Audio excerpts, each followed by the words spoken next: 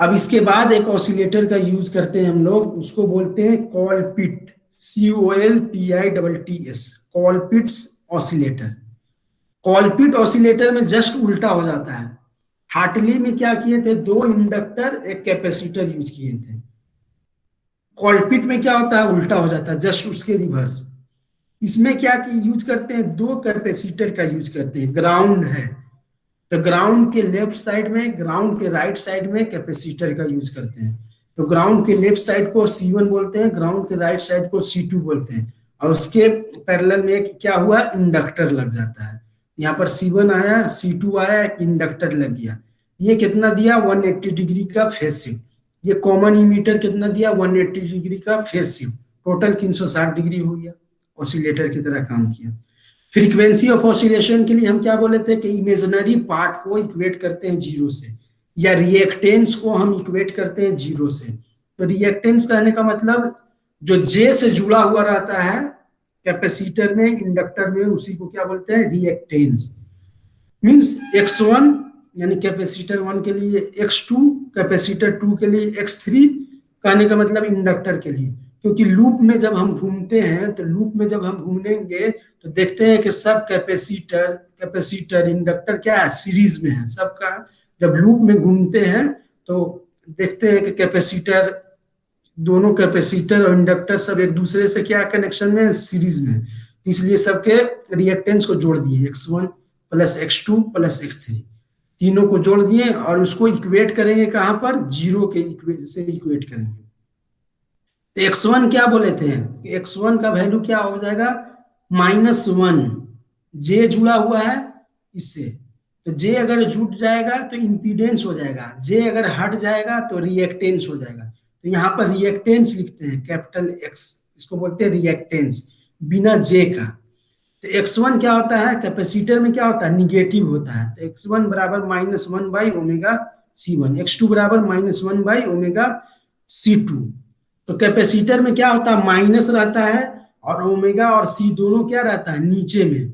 Minus रहेगा ऊपर में और ओमेगा और C नीचे में रहेगा। लेकिन इंडक्टर में क्या होता है, ओमेगा और इंडक्टर का वैल्यू दोनों क्या होता है, ऊपर में रहता है, और इसमें का साइन क्या रहता है, प्लस रहता है। तो X3 बराबर ω/N। अब ये तीनों को क्या करना है, इक्वल टू 0 करना है। क्यों, क्योंकि फ्रीक्वेंसी ऑफ ऑसिलेशन के लिए जो फीडबैक नेटवर्क है उसका वैल्यू, जो इमेजिनरी पार्ट का वैल्यू क्या होना चाहिए, 0 होना चाहिए। इक्वल टू 0 कर दिए। इक्वल टू 0 करेंगे तो ω/L राइट साइड में रहेगा, ω/C का वैल्यू जाएगा लेफ्ट साइड। तो माइनस था तो प्लस हो जाएगा, दोनों प्लस हो गया। 1/ω को बाहर कर दिए तो 1/C1 1/C2 हो जाएगा। ओमेगा को राइट साइड में ले लिए तो ω² आ गया, और नीचे में क्या आ गया, 1/L। और ये 1/C1 1/C2 ये कब है कि जब कैपेसिटर को हम लोग क्या करते हैं, सीरीज में कनेक्ट करते हैं। तो जिस तरह से रेसिस्टर पैरेलल में रहता है, कैपेसिटर क्या होता है, सीरीज। तो रेसिस्टर का जो पैरेलल में वैल्यू रहता है, R equivalent R1 × R2 divided by R1 plus R2, या बोलते हैं कि 1/R इक्विवेलेंट बराबर 1/R1 प्लस 1/R2। तो वही फॉर्मूला कैपेसिटर का सीरीज में लगेगा। यानी इंडक्टर और रेसिस्टर का सीरीज कनेक्शन और पैरेलल कनेक्शन का फॉर्मूला सेम रहेगा, लेकिन कैपेसिटर में रेसिस्टर का जो सीरीज का फॉर्मूला रहेगा वो इसके पैरेलल में, और इसका जो पैरेलल का फॉर्मूला उसके सीरीज वाला हो जाएगा। यानी फॉर्मूला जो होता है रिवर्स हो जाता है, उल्टा हो जाता है। तो C इक्विवेलेंट क्या हो गया, C इक्विवेलेंट हो जाएगा C1 C2 divided by C1 plus C2, या 1/C ये वाला आ गया यहाँ पर। यानी ω² बराबर 1/L into C equivalent. C equivalent क्या हो जाएगा, C1 C2, जो रेसिस्टर पैरेलल में रहता है तब ये फॉर्मूला होता है, दोनों का मल्टीप्लाई डिवाइडेड बाय दोनों का सम। लेकिन कैपेसिटर जब सीरीज में रहता है तो उसका फॉर्मूला क्या होता है, इक्विवेलेंट, दोनों को मिला करके क्या हो जाएगा, तो दोनों का प्रोडक्ट डिवाइडेड बाय दोनों का सम। तो ये हो गया। तो ओमेगा का वैल्यू निकालेंगे यहाँ से 1/√L इंटू C इक्विवेलेंट हो जाएगा। अगर f का वैल्यू निकालना है तो 2π से ओमेगा को डिवाइड कर देंगे। क्यों, क्योंकि ओमेगा बराबर क्या होता है, 2πf। इसलिए एफ बराबर क्या हो जाएगा, ओमेगा बाई 2 पाई। तो यहाँ पर एफ का value 1/2 pi root under L into C equivalent. तो क्या हो गया, जितना भी एलसी कॉम्बिनेशन है सबका फॉर्मूला वही होगा, एफ बराबर 1/2 pi root under L into C equivalent या L equivalent into C equivalent.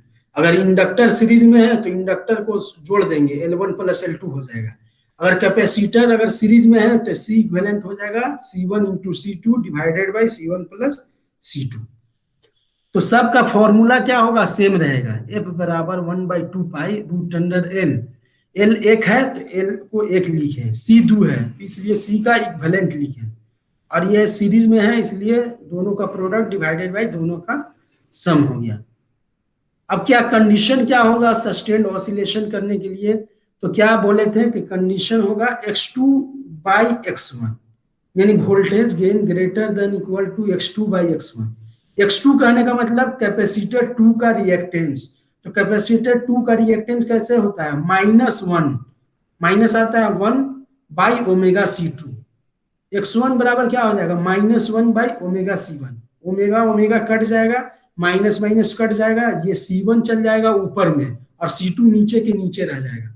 यानी वोल्टेज गेन क्या आएगा हमारा, तो अगर हमको ऑसिलेशन चाहिए तो हमारा वोल्टेज गेन का वैल्यू क्या रहेगा, C1 बाई C2 के जो रेशियो है उससे ज्यादा होना चाहिए। यानी अगर रेशियो है 2, यानी हमारा वोल्टेज गेन 2 या 2 से ज्यादा होना चाहिए। अब इसका एडवांटेज क्या हो गया कि ये सुटेबल क्या है, वेरी हाई फ्रीक्वेंसी पर इसको यूज कर सकते हैं। क्या था, हार्टली ऑसिलेटर को हाई फ्रीक्वेंसी में यूज कर सकते हैं, यानी अप टू 30 मेगाहर्ट्ज। लेकिन इसको हम लोग कहां तक यूज कर सकते हैं, 300 मेगाहर्ट्ज तक, यानी उसका 10 टाइम्स ज्यादा तक यूज कर सकते हैं। इस फ्रीक्वेंसी रेंज को बोलते हैं वेरी हाई फ्रीक्वेंसी, 30 मेगाहर्ट्ज से 300 मेगाहर्ट्ज। तो इस फ्रीक्वेंसी रेंज को क्या बोलते हैं, वेरी, V का मतलब वेरी, H का मतलब हाई, F का मतलब फ्रीक्वेंसी। यानी ये सुटेबल कहां पर है, रेडियो फ्रीक्वेंसी। RF का मतलब रेडियो, F का मतलब फ्रीक्वेंसी। तो ये रेडियो फ्रीक्वेंसी में यूज होगा कहां से कहां तक, 30 मेगाहर्ट्ज से 300 मेगाहर्ट्ज में। दूसरा एडवांटेज इसका क्या है हार्टली ऑसिलेटर के कंपैरिजन में, कि इसमें म्यूचुअल इंडक्टेंस का लफड़ा नहीं है, इसमें नो म्यूचुअल इंडक्टेंस है। अब तीसरा, हाँ बोलो।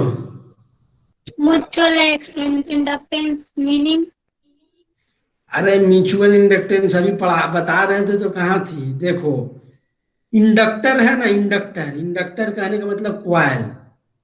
ये जो इंडक्टर है, ट्रांसफार्मर का क्वाइल होता है ना जी, उसी तरह से इंडक्टर जो होता है, इंडक्टर का क्वाइल होता है, जिसको इंडक्टेंस बोलते हैं या क्वाइल बोलो।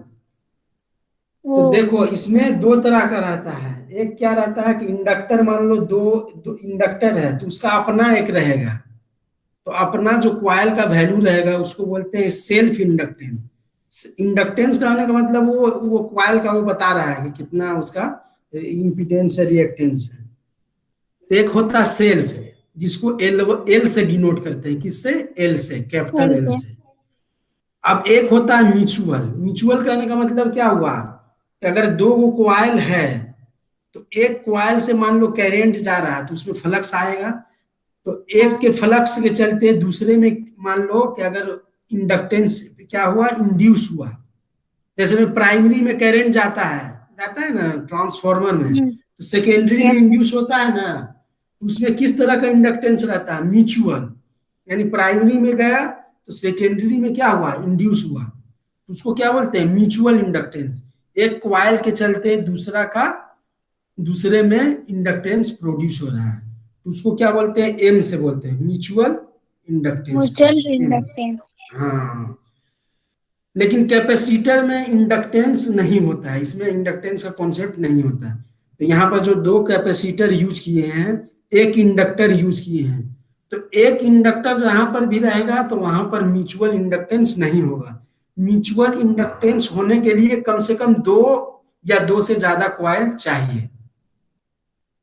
तो यहाँ पर एक इंडक्टर है इसलिए इसमें म्यूचुअल इंडक्टेंस नहीं आएगा, उसके चलते जो प्रॉब्लम था वो नहीं होगा। तो ये इसका एक एडवांटेज हो गया। डिसएडवांटेज वही हुआ पहले वाला की तरह कि इसमें भी फ्री, ये भी कैसा है एल और सी का अगर वैल्यू दिया हुआ रहेगा तो इसमें भी जो फ्रीक्वेंसी होगा कैसा रहेगा, फिक्स फ्रीक्वेंसी। तो ये भी इसका डिसएडवांटेज हो गया कि ये फिक्स फ्रीक्वेंसी ऑसिलेटर है।